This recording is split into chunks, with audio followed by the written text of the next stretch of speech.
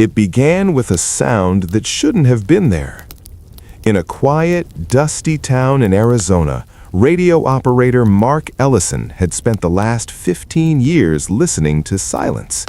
His job was simple: monitor emergency frequencies, log unusual signals, and report anything out of the ordinary. Most days there was nothing but static.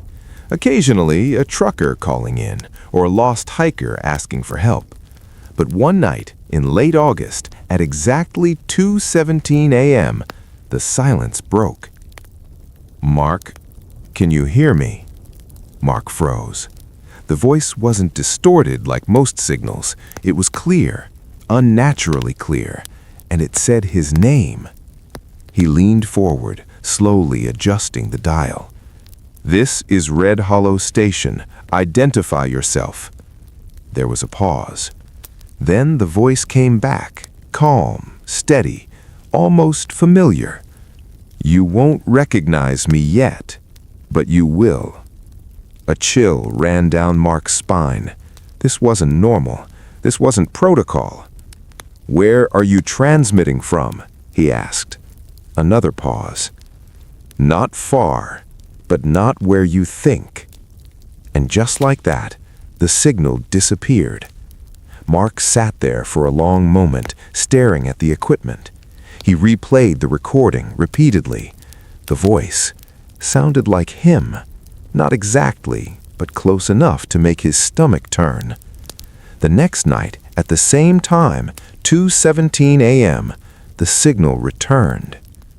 "Mark, you need to write something down." Against his better judgment, he grabbed a pen. "Coordinates: 37.104 minus 115.801. Mark's heart skipped.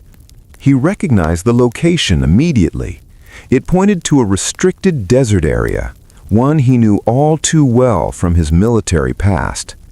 "What is this?" he demanded. The voice replied quietly, "It's where you made the mistake." Then silence. Sleep didn't come easily that night. The next day, Mark couldn't shake the feeling. He checked the coordinates repeatedly. On paper, it was just an empty stretch of desert, but deep down, he knew it wasn't. 15 years ago, Mark had been part of a classified communications unit. During one routine shift, he intercepted a strange signal, faint, repetitive, and structured like a coded message. He reported it. The next day, a team was sent out to investigate. They never came back. The entire incident was buried. Files were sealed. Mark was reassigned and eventually discharged. Over time, he tried to forget it ever happened, but now the voice had brought it all back. That night at 2:17 a.m., the signal returned once again. "Mark, you shouldn't have reported it." His hands trembled. "Who are you?" The answer came calmly. "I'm the version of you who didn't." Mark stared at the radio in disbelief. "That doesn't make any sense," he whispered. "It will," the voice replied. "Time isn't as fixed as you think." Mark let out a nervous laugh. "You're telling me you're me from another timeline?" "Yes." "Then prove it." There was a brief pause. "You still have the photograph in the blue envelope. You've never opened it." Mark's breath caught. Slowly, he stood up and walked to an old drawer he hadn't touched in years. Inside was a faded blue envelope. He had found it among his belongings after leaving the military. No label, no explanation. And for some reason, he had never opened it. Until now.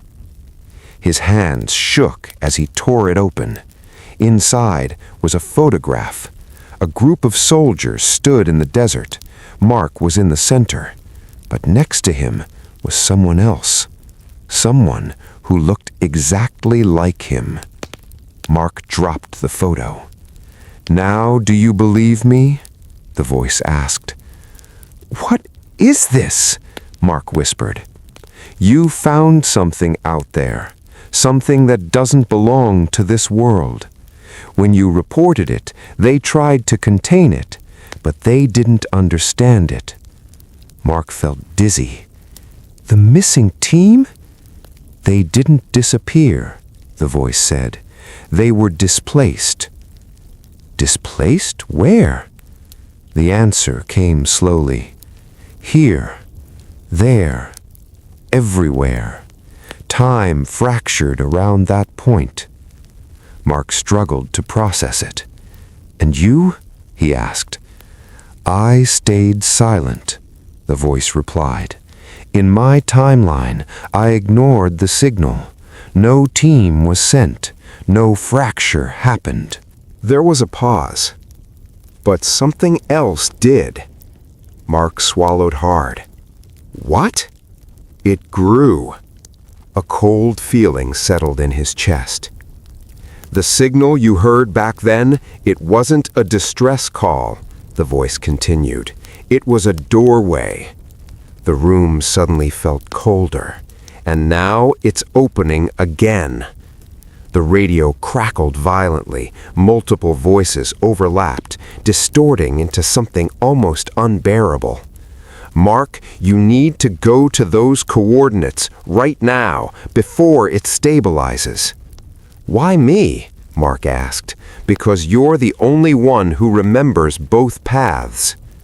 Mark hesitated. Then, against all logic, he grabbed his keys. The desert was silent as he drove through the night. The coordinates led him to a flat, empty stretch of land. But it wasn't empty. In the distance, the air shimmered, like heat waves, but stronger, distorted. As Mark stepped closer, his radio came alive again. "You're close," the voice said. The distortion grew, forming a visible tear in the air, pulsing faintly with light.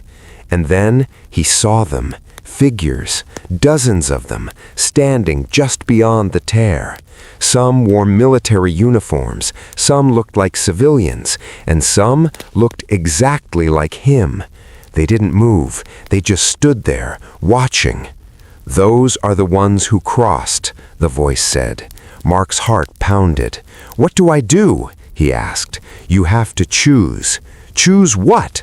"Which timeline survives?" The tear pulsed brighter. "If you step through, you close the fracture, but you disappear from this world." Mark stared at the figures, at himself, at the impossible reality in front of him. "And if I don't?" he asked quietly. "It spreads." The voice spoke one last time. "I already made my choice once. Now it's your turn." Mark took a deep breath.